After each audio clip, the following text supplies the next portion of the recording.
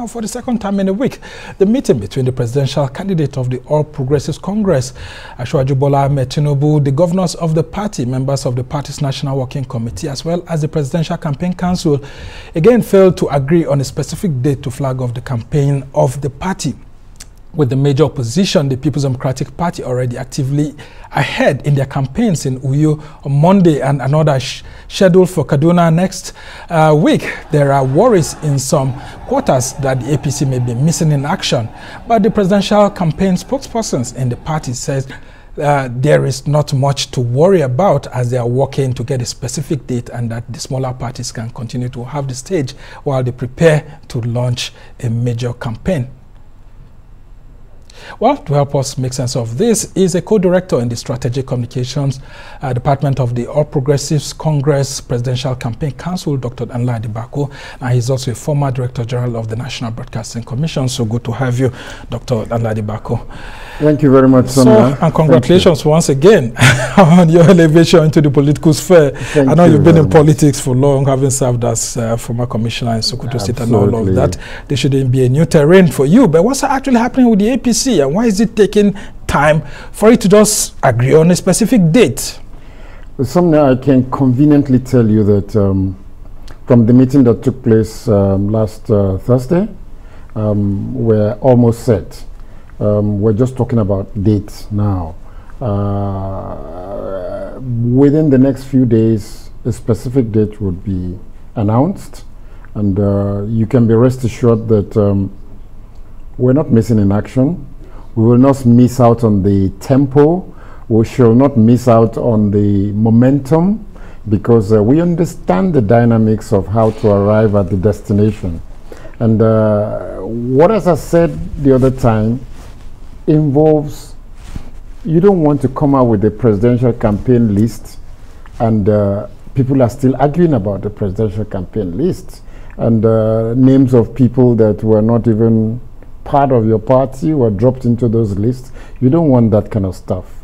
You don't also want to start a campaign and 5 governors are not part of your campaign. You don't want to start a campaign. So like it's happening in why are you starting in the first place if you have not put your house in order? Yeah, but yours, your own list also generated controversy because it's alleged that the National Working Committee wasn't happy that you just went to declare this list in the public without the contribution of the party's management. I can assure you that I was at the meeting on Thursday, and all such things were resolved. Besides, it was one of those things that were amplified beyond. There was not, for instance, in the media committee, there was the former National Publicity Secretary, Lanre Onilu. Yeah, there was the present National Publicity Secretary, Felix Moka, and a host of other people in the media committee. Likewise, the Deputy National Chairman, Senator Abubakar Kyari, Deputy National Chairman North. And the Vice Chairman North, this Vice Chairman Central. At that meeting, sorry to just interject, at that meeting of the PCC, NWC, and then of course others, we didn't see the National Chairman, Abdullah Adamu, at that meeting. And some people are beginning to read meanings. Is Abdullah Adamu unhappy about how the Presidential Campaign Council is doing these things? Can the PCC afford to work without the party? Senator Abubakar Kyari gave a lengthy explanation as to why the party chairman was not available.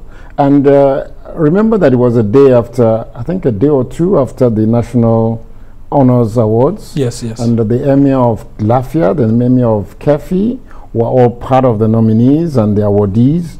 And there were lots of receptions into the next day, And again, Sumner, when a national chairman has a competent, qualified, distinguished senator in the mold of Senator Abubakar Kyari, you can delegate duties. He's experienced enough, and he held that meeting very well. You needed to hear his speech. It was flowing, and he recommitted the party to the whole of the project. As the candidate was sitting down there, the vice presidential candidate was sitting there, Senator Abubakar Kyari made sure that he explained that the absence of Senator Abdullah Adamu was not anything. In fact, he nicely, as I said, when you have a good, something I can come on air on Arise TV because I know I'm one of those that trained you, and I can come on your program because if your program fails, it means Allah Dibako who trained you is a failure. Of course, yeah. So I think Senator Abubakar Kyari knows the onion so well that he was trusted enough to be able to. And I was sitting down there, I saw all the National Working Committee members. Yeah, but how do you explain the absence of Vice President Yemi Oshibanjo and Ahmad Lawan, who's the President of the Senate? If the Speaker is there, these two persons, it looks like they've been sort of staying away from the APC's activities. No, I can If President Buhari is busy, aren't they supposed to at least be standing in one side by side for him? If the Speaker is there, why can't the VP or the Senate President be there? The Speaker left almost about an hour and a half after we started. And remember, there was a day that the Senate was in session. And let me put it this way. You know yourself that as we speak, we're in October. The National Assembly is likely to go on a break again. Then, before you know it, campaigns have started. They still have constitutional amendments to make. They have so many outstanding bills to make into laws. So, in fact, time is against them. Really and truly, by now, we should have completed the amendment of our constitution. We should have completed so many things. So I understand when the Speaker represents the National Assembly at the event. And we're comfortable enough because there are no rough areas again. The DG of the campaign, Right Honorable Simon Bak all along, gave very elaborate explanations as to what to do with the lists, the presidential campaign list, what to do with the manifesto, what to do with everything that we have prepared. And everything was satisfactorily done. Yeah, but you didn't speak of the VP. I mean, is Oshibanjo still aggrieved with the party? We haven't seen him showing lots of commitment since the emergence of Bola Ahmed Tinubu as the APC presidential candidate. What's going on? Aren't you reaching out enough to him? I want to assure you that from what I know, and I do know quite a lot, there are no grouches or bad blood between the vice president and the campaign team. Because as you do know, I think there's emphasis that government has to work. And government has to work. Besides, you only really need all the army when there is crisis. For now, there is no crisis. Everything has been laid out as a point where, Sumna, I was there and we went through all the elements that will form part of the campaign, including the items the next government is going to put forward to Nigeria. Yeah, and one of those items is a manifesto. How can a governing party not have a manifesto right on time? I mean, you can hear the Labour Party taunting you, you can hear the PDP taunting you, that APC, having been in government for the past 7 years, is finding it difficult to put out a manifesto. Sumna, there is a manifesto of the APC.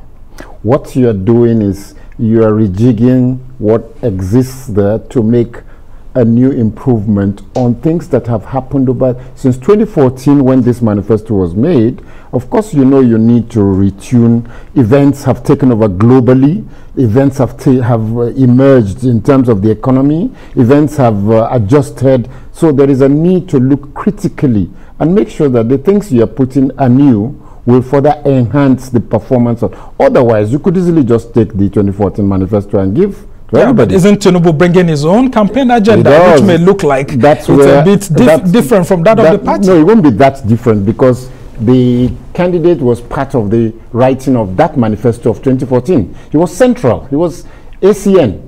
I mean, he literally brought ACN and CPC together. And new PDP came in, APGA, some segments of APGA. So the candidate, Asiwaju Bola Ahmed Tinubu, was integral to the writing of that constitution. And I want to assure you that what will come out as his own manifesto or work plan will not be too far from where we stopped. That is to say, there's just going to be improvements on areas he thinks that need retooling and rejigging. And that's to give it a new life, inject new blood, create new ideas, and create a brighter future for Nigeria. Can you share with us how a potential Tinubu presidency would look like in terms of tackling the major problems of the economy? For example, oil theft, which is a major problem right now. Fuel subsidy, which is another one.